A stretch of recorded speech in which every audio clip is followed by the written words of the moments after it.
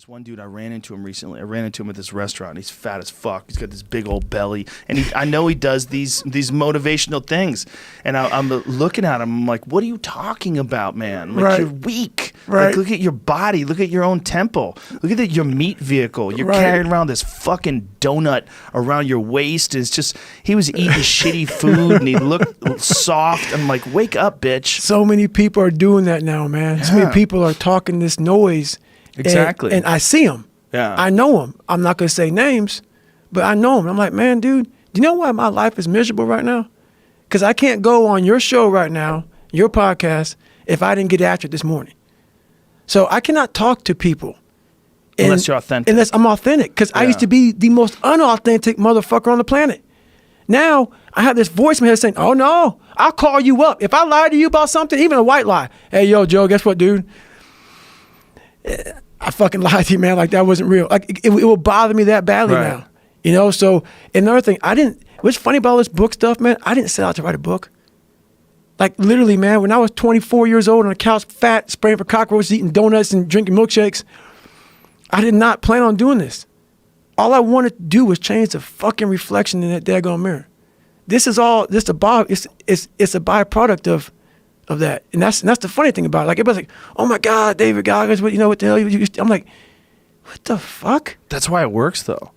Unbelievable. It works because you really did do it. You really did do all those things, and you show how you did it, and you're not using any bullshit theatrical jargon. No. You're not, you're not saying a bunch of buzzwords. Can you live the life of an actualized person? I can show you how. And you're looking at this guy talking. He's got a neck like a pencil, and his body is just frail. Like you don't even understand adversity. You don't understand overcoming. This is not the secret. This isn't about the law of fucking attraction. Yeah, exactly. No, this ain't no attraction here, brother.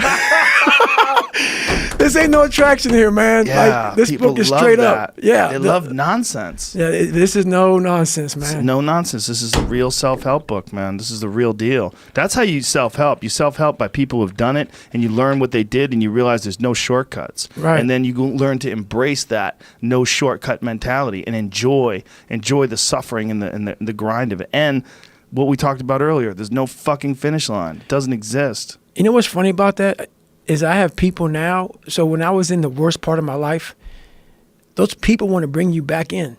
Those people, like you can see who you hang out with, like when you're in your worst. And when you're trying to get better, what makes it hard to get better is that you are hanging around people who, like, let's say you are an alcoholic. You hang around people who drink.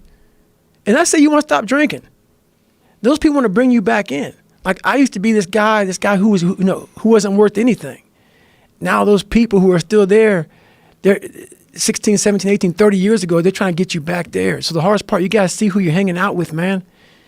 You got to hang out with the people who you want to be like the most. Yeah, people will definitely drag you down. They'll drag you down. And especially if you're around someone who makes a lot of excuses and they're always failing. Those is just like they're the opposite of inspiration. They're like a vacuum. 100%. They're sucking it out of you. Why are you doing that today, man? Yeah. Why are you getting up again so early? Why are you doing this? Why are you doing this?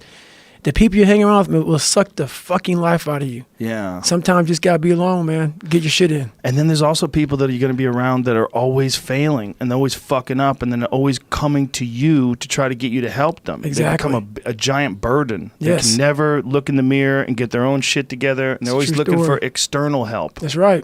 Always looking for external help. People don't want to go in deep, man. All the answers are inside of you. It's a very primitive way. How this book is written, it's primitive.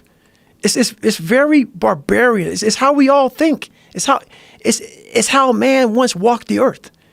And then we get all soft and all this computers and shit. And we start going away from the most powerful thing we have is our fucking brain. It's our mind. And we don't use it anymore. So, it's like everything has to be so quick.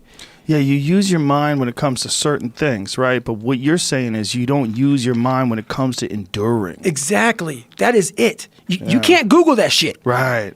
Hey, let me Google how to suffer. No.